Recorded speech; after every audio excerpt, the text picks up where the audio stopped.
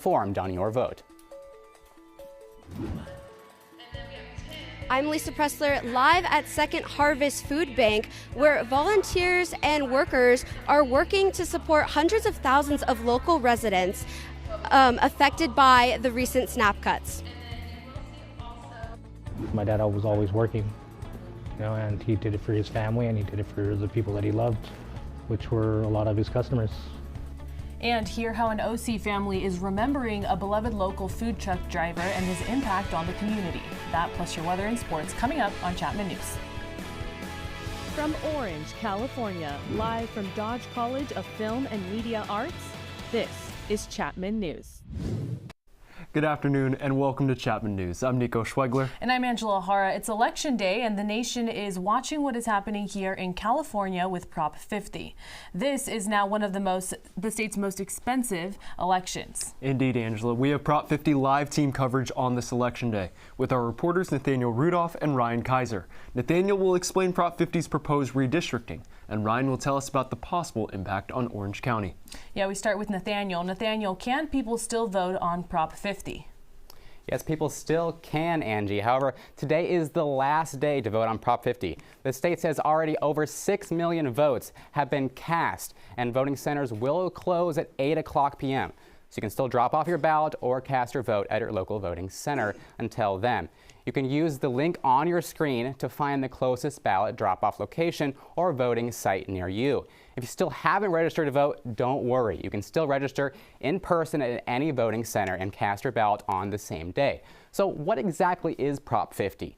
Prop 50 would change this current congressional map that was drawn in 2020 after the census, shifting to a new map, as we can see here, that would take place in 2026 and remain in place until 2030. The measure bypasses the California Citizens Redistricting Commission, which critics argue could reduce fair representation and increase partisan gerrymandering.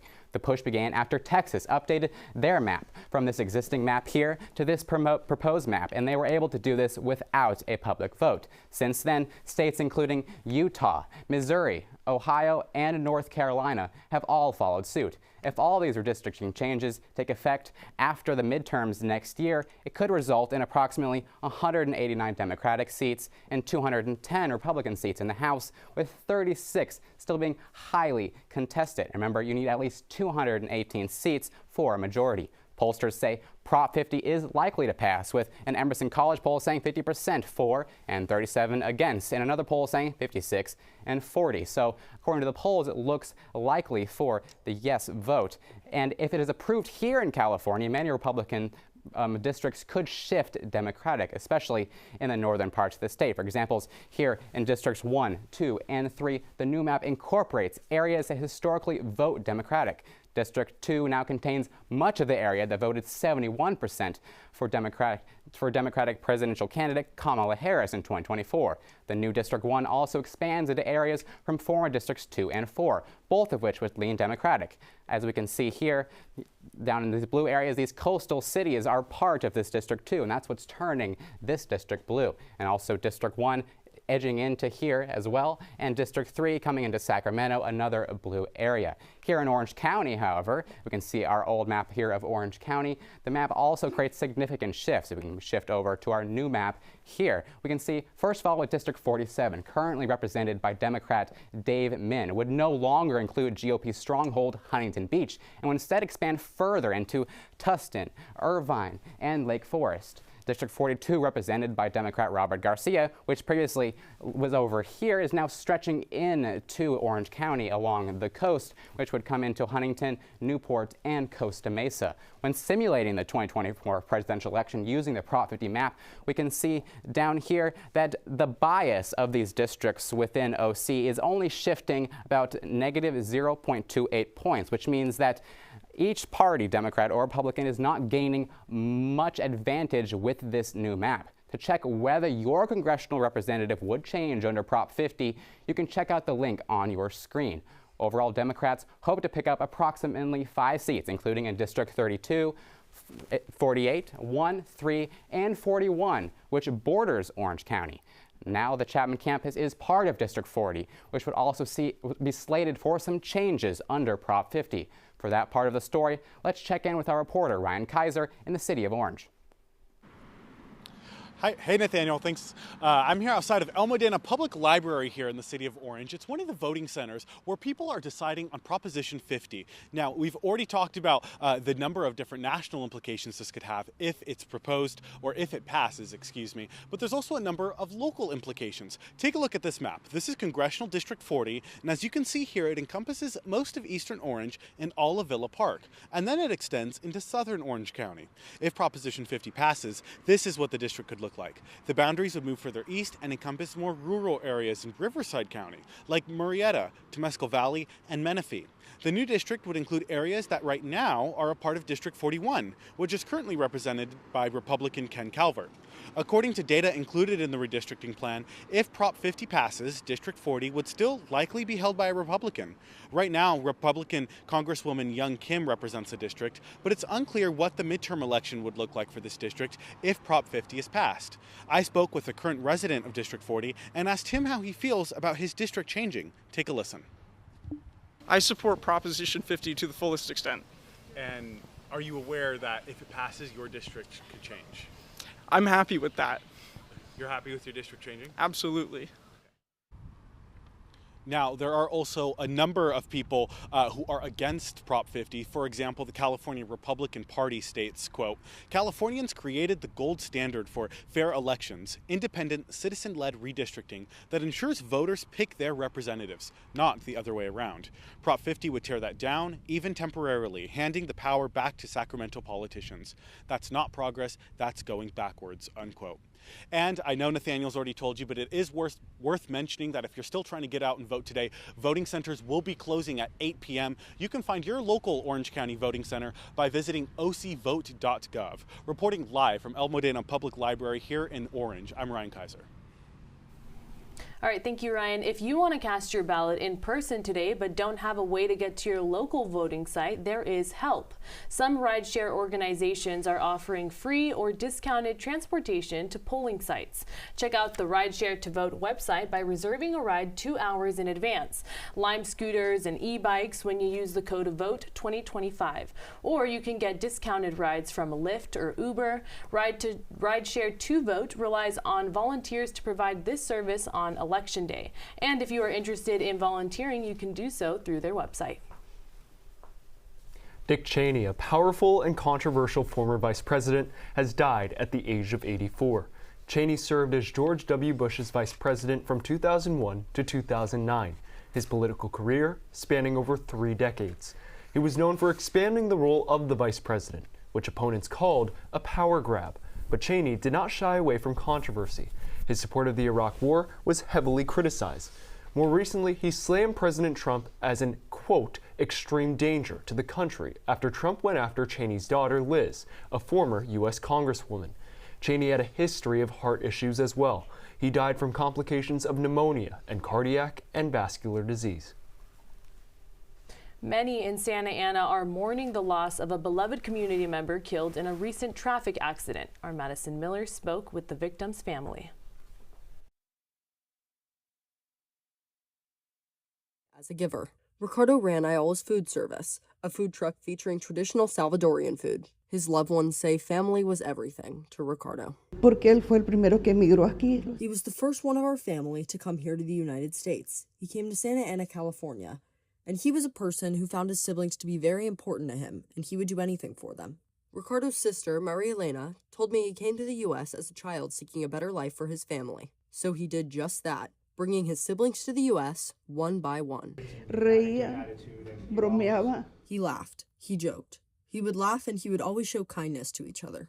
Ricardo ran Ayala's Food Service for 30 years before he was killed in a crash while driving home from his daily shift on the night of October 7th. Ricardo's son Brian says his dad's livelihood was also a way of giving back to the community. Some of his customers became like family. My dad was very selfless when it came down to serving the community and being there, you know, because even though he wasn't making much, he always felt that he had a duty to go and feed his customers.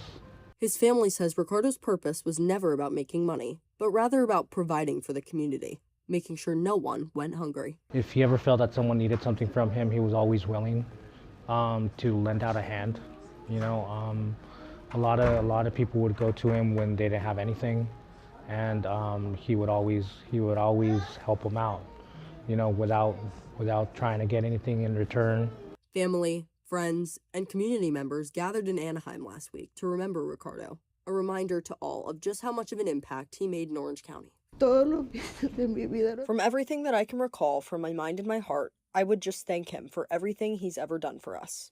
Reporting in Anaheim, Madison Miller, Chapman News. The Santa Ana Police Department says the crash investigation is ongoing. The federal government is now in its 36th day of a shutdown, now the longest in U.S. history. The Senate voted once again today for the 14th time, but failed to advance a spending plan. Republicans in the Senate are resisting President Trump's call to end the filibuster requirement. That would allow the GOP to pass bills with a simple majority. The House, meanwhile, remains out of session, with Speaker Mike Johnson refusing to bring lawmakers back until Democrats back down from their health care funding demands. Government funding ran out September 30th, and millions of federal workers and contractors are still not being paid. The Trump administration has been ordered to restore partial funding to the SNAP food assistance program, but President Trump today continued to threaten to withhold the funding. The cuts to SNAP food benefits are impacting 42 million Americans. That's right, Angie. Here in Orange County, food banks like Second Harvest are stepping in to help. Our reporter Lisa Pressler joins us live inside their distribution center. Lisa? Thank you, Angie and Nico. I'm live inside Second Harvest Food Bank of Orange County. About 310,000 local residents in Orange County rely on the SNAP program. Earlier, I spoke with Sarah Banzit, the marketing director, about how this food bank is helping the community during the recent cuts. We are specifically trying to get more food to meet the rising need. We're working with the community to try and get more financial donations to afford that, and we're working with our pantries to ask them to either increase their hours or their number of days where they have food distributions. We're also just established a pop-up pantry at John Wayne Airport for TSA employees so that they can get help because they're working without any pay. Second Harvest provides food to nearly 300 Orange County nonprofits, including schools, churches, and senior centers, who then distribute it free of charge to people in need. If you'd like to help, you can donate funds or volunteer. If you're in need of food, you should go to feedoc.org or call 211-OC. I'm Lisa Pressler, sending it back to you in the studio. All right, thank you, Lisa. Very helpful information right there. But it's time to check in on what kind of SoCal sunshine we've got coming our way this week. Our Kira Johnson joins us now with your local orange forecast. Kira, should we be keeping the sweaters on or bringing out some of the sunscreen? Thanks, Angela and Nico. Hey, everyone. Honestly, it's one of those classic weeks here in Orange where the weather can't quite decide if it's still summer or fall, but honestly, we're not complaining. Let's start off today, Tuesday. We're looking at a high of 72 with a low of 56, mostly sunny with a few clouds hanging around. Perfect for a walk through campus or grabbing an iced coffee with a friend. Moving on to the rest of the week, Wednesday cools a little bit with a high near 70, just a few morning clouds and a very sunny afternoon. Thursday stays at a comfy 76, still sunny. If you've got outdoor plans, you're in luck. And then, hello, weekend, Friday and Saturday, bringing all the sunshine, upper 70s, totally clear skies. It's like the weather saw your plans and said, don't worry, I've got you. Across Orange County, temps stay super mellow. We have 68 in Long Beach, 69 in Westminster. And then down in Newport and Laguna, we're sitting at 67 degrees, 66 in San Clemente, and a 72 right here in Orange. So basically, this week's forecast is a perfect excuse to bring both your sunglasses and a sweater in your bag. That's it for your local weather update. I'm Kira Johnson, headed back to you at the desk. All right, thanks, Kira. California casual, I like that. Still to come, the city of Huntington Beach, Surf City, is making waves with some controversial policies involving elections and also immigration enforcement. That story and more just ahead.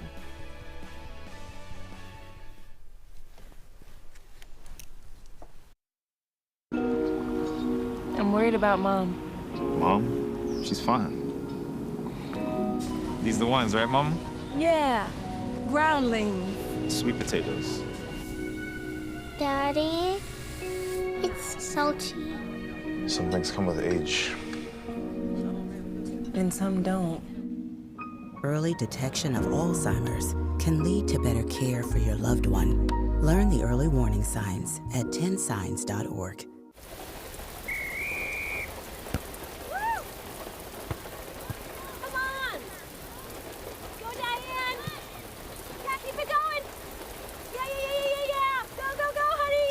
If you love them enough to drive an hour to cheer them on as they get beat 11-0 in the rain, then surely you'll check nhtsa.gov/the right seat to make sure they're correctly buckled in the back seat. Throw that ball, Diane. Woo! You got this.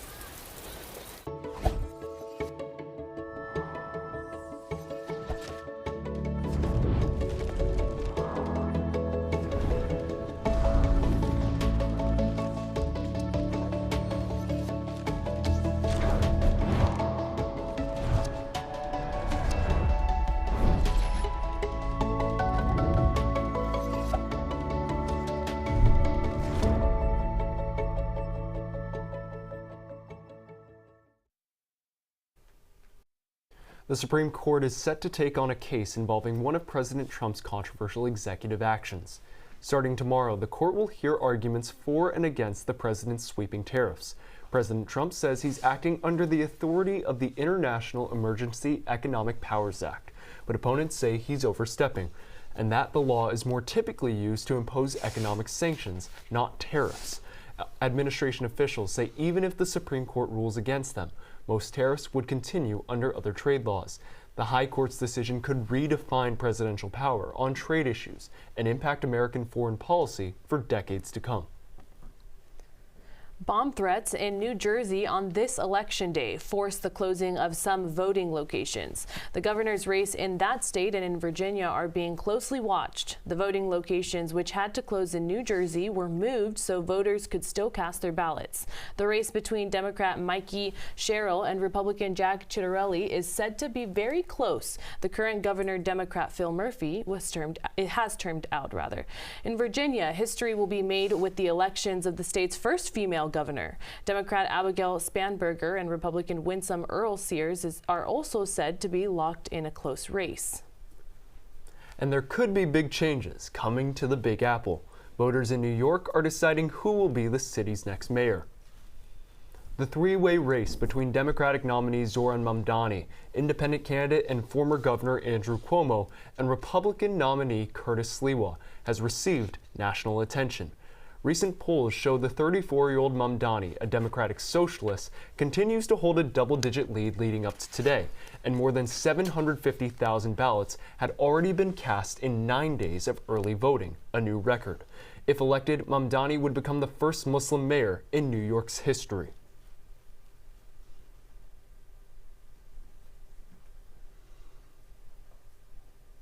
We are on the brink of making history in our city, on the brink of saying goodbye to a politics of the past, a politics that tells you what it can't do and really what it means to say is what it won't do. Cuomo insists Mamdani's short tenure in state politics as a Queens assemblyman pales in comparison to his many years of experience at higher posts. Following recent attacks on Muslims and Arabs in the city as well, both Mamdani and Cuomo have accused each other of hate-mongering in their respective campaigns. The polls in New York close tonight at 9 p.m. Eastern. Huntington Beach will not be able to require voters to show an ID at the polls. While Surf City voters approved that policy earlier this year, a state appeals court yesterday struck down the measure. The court says it violates state law. Huntington Beach city leaders may appeal. They maintain they have a responsibility to ensure the security of elections. And meanwhile, Huntington Beach city lawmakers are taking a stand on another controversial issue. In January, the City Council passed a resolution declaring Huntington Beach a non-sanctuary city and directing local police to work with federal immigration enforcement. The state responded by suing the city, arguing once again it was violating state law. The city filed its own lawsuit in response.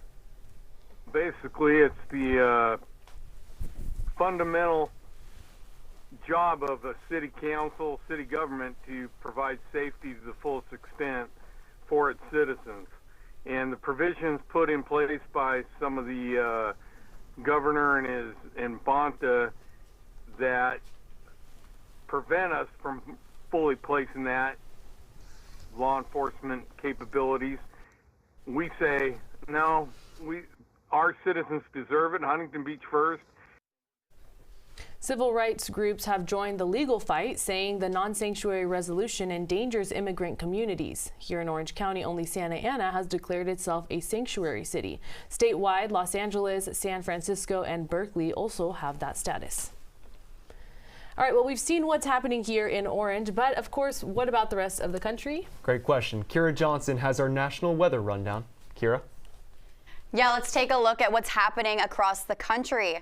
Okay, starting out here in the Pacific Northwest, Seattle is seeing some classic fall weather, cloudy skies, light rain with a high of 55.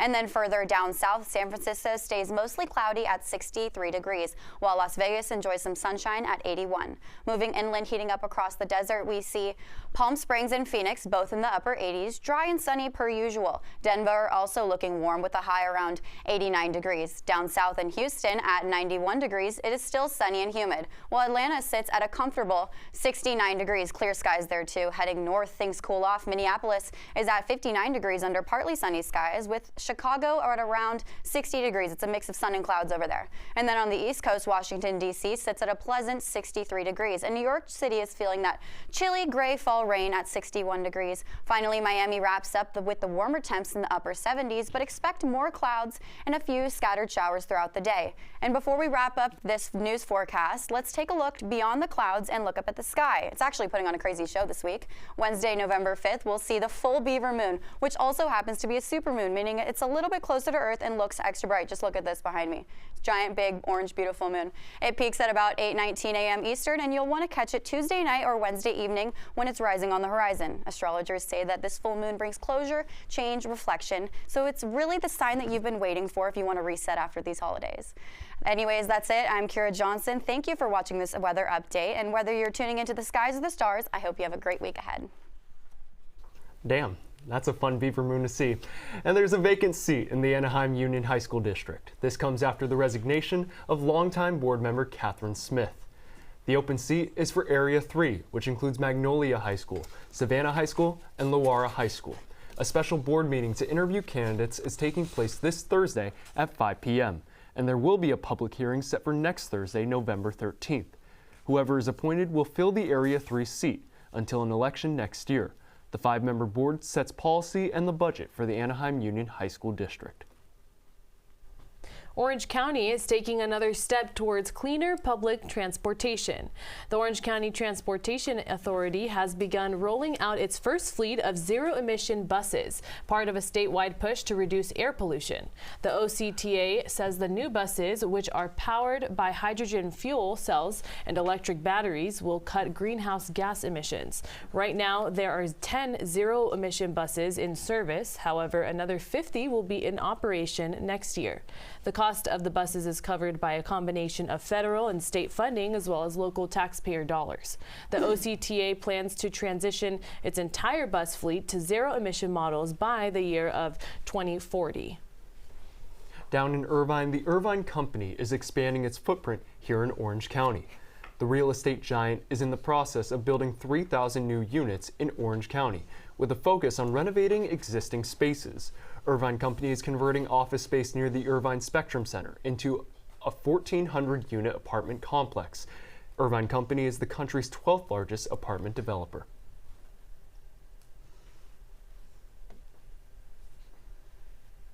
The Fall Classic went out with a bang. I'm Caroline Chang, and we'll take a look at the Dodgers' victory celebration and more coming up in the world of sports.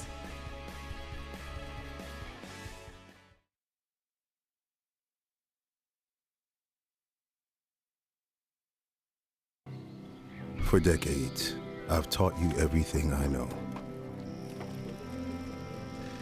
How to safely build a fire, and how to control the flames. But I can only teach wildfire prevention. Only you can prevent wildfires.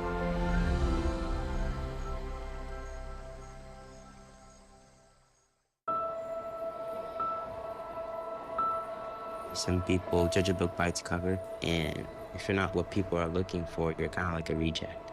School, it feels like everyone's staring at me and I'm just kind of not really a person.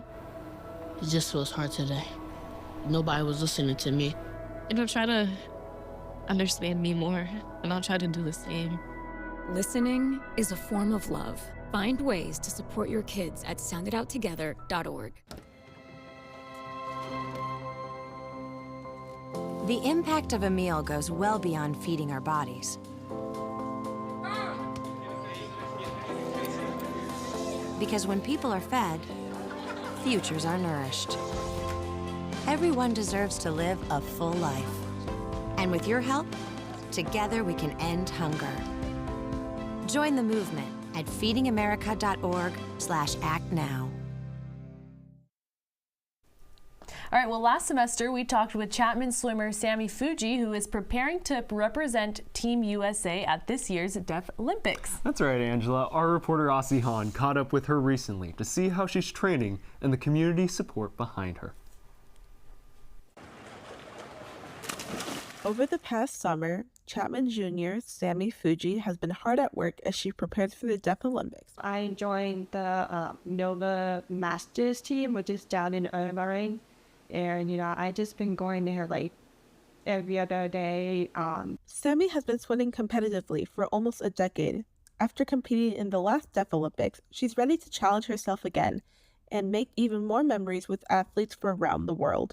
I'm looking forward to meeting other people too, not just my teammates, but also internationally, and also seeing my old friends again. Sammy's friends, families, and Team USA have been showing their love through messages of encouragement. She also received her Team USA gear, something that she says made everything feel real. I was just so excited to try it on because it was in the box. There was this part of the box, and I'm like, and take them to that point. As the games get closer, Fuji says she's grateful for everyone who helped her get here. My number one supporter is probably my family. Obviously, my family's been there the whole time through the whole application. With her event taking place on November 20th, Sammy Fuji will be there, ready to make waves once again for Team USA. I'm Aussie Han, reporting for Chapman News. We wish you the best of luck, Sammy. And speaking of making waves, there has been a riptide of celebration happening in the City of Angels. No doubt about that, Angie. From home run heroes to pitching masters, our Caroline Chang is here to tell us more about the world of sports. Caroline? Thanks, Angie and Nico. Last week we witnessed greatness. This week, it's history. Game 7 of the World Series left its mark as one of the best ever played, and the Dodgers made it official, seizing the title 2 years in a row. During a chair-gripping 11 innings, Bo Bichette came in swinging early, giving the Jays a 3-0 lead in the third. Then, as hope was fading and down to their final 2 outs, Miguel Rojas turns the tables and ties up the game. And to seal the deal, Will Smith hits it out of the park, leaving the score at 5-4. And to finish it off, here's the 0-2 pitch. Kirk bounces one up the middle, bends to the bag, over to first to beat the champ. You gotta knock him out. The Dodgers stand tall. Back in the land of stars, the Dodgers were welcomed home with a big bash. Confetti, cheers, and fans camping to get a glimpse of their heroes. The parade was nothing short of electric. And amongst the roar of the crowd, emotions spilled out from various players, including Clayton Kershaw, capping off his career in the major leagues. 3 wins in 6 years, but the journey isn't over yet. Ohtani says he's ready for the 3rd ring. And while baseball is over for the season, a big change is coming to the game next year: robot umpires. The automated ball strike system will give teams the chance to challenge an umpire's call at the plate. It's already being used in minor league baseball. Some criticize robot umpires, saying that it strips the game of its human element. Others say it will be useful in eliminating human error. From an umpire's perspective, I feel like, we're constantly, we're the 3rd team on the field. We're always, just like the players, are always looking for ways to improve ourselves and, put our best, game on out on the field. I feel like, it's good. It's good for the sport, and I feel like, it's coming. There will be 12 cameras in each ballpark to track pitches, and pitchers, catchers, and hitters will be able to challenge a call by tapping their head. Each team will be limited to 2 challenges per game. And after a 2-year thaw, Panthers ice hockey is back. I had a chance to speak with Sam Jones, the student behind the revival. Take a look. There's not a lot of opportunities for people in Southern California to play, especially not for women. I wanted to be able to give women and people the opportunity to be in leadership positions, to step on the ice alongside men or independently, and be able to give it their all just the same as anybody else. Sam Jones is a sophomore animation and visual effects student at Chapman. As a transfer, this is her first year here. Sam revived the Panther ice hockey team in just a few months. The club had been dormant since the 2022-23 season. Sam has played various sports, but she says nothing hit like hockey when she first broke the ice at 16 and fell in love with the sport. Ice hockey is my biggest challenge in my life. Starting so late, I really had to give it my all and kind of tell myself every day that I was good enough and I could do this. You don't connect with anybody else like you connect with people on the ice. The team started practicing just about a month ago after Sam assembled a team of 13 players, including veterans like Evan Valancourt, who has been playing since he was 3. Having a group of guys and gals in the locker room on the ice who got your back all the time is a ton of fun. Everyone here is great, personality and skill-wise. I really love everything on and off the ice. Come out and catch a game if you can. They're a ton of fun. We're always looking for new people. Even if you're like, I suck at hockey, just come anyway. The club is completely self-funded, so if you want to support their team, you can scan the QR code on your screen. To follow the team, go check out their Instagram at PanthersIceHockey_. Their next game is November 22nd. And this week, the clocks went back, but sports is always moving forward. I'm Caroline Chang with the Panthers Sports Roundup, and we'll be right back after this break.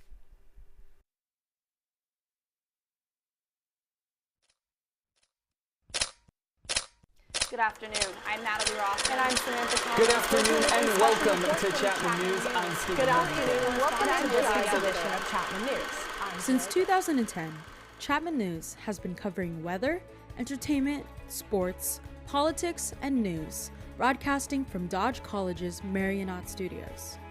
As the only live newscast in Orange County, our journalists aim to highlight local, statewide, and national communities. We're here to provide the most accurate, engaging, and relevant news for our community. Tune in to our nationally recognized and award-winning newscast, Chapman News. Watch locally on Channel 6 or on our YouTube to stay updated with the latest.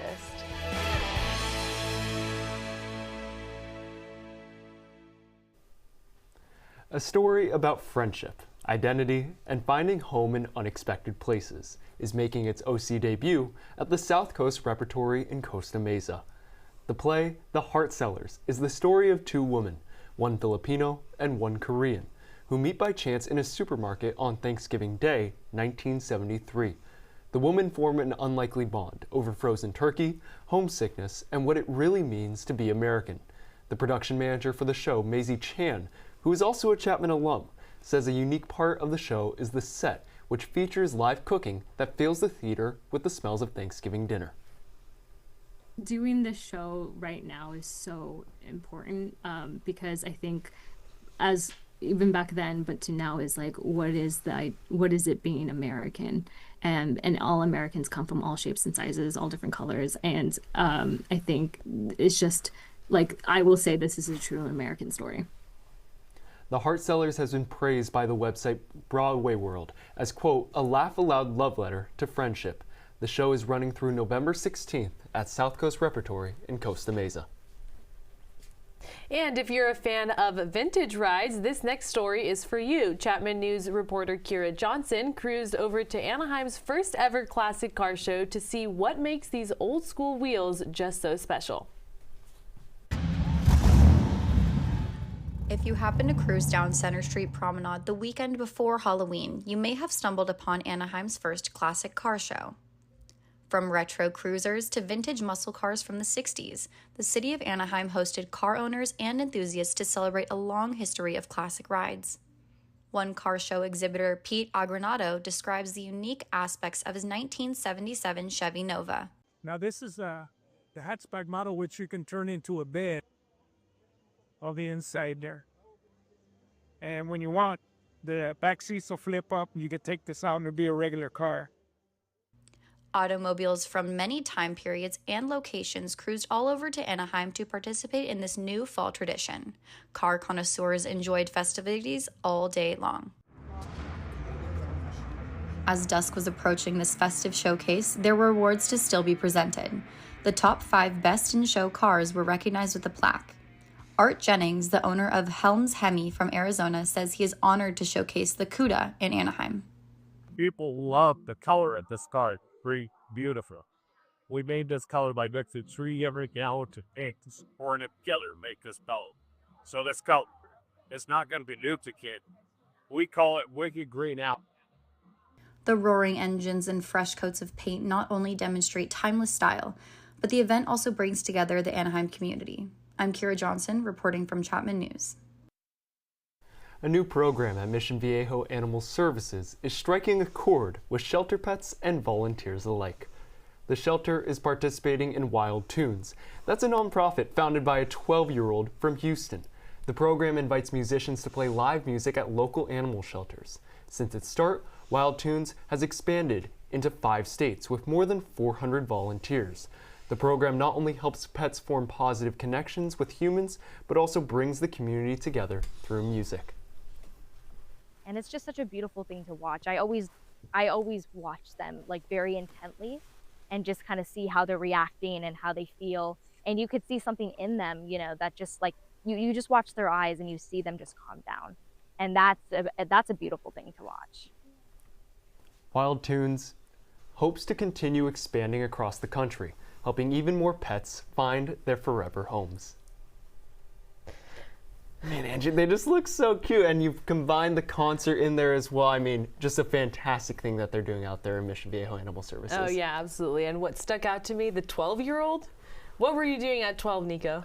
Definitely not starting nonprofits, I can tell you that. But that's it for this week's edition of Chapman News. I'm Nico Schweigler. And I'm Angela Hara. Thank you so much for joining us, and we'll see you guys next week.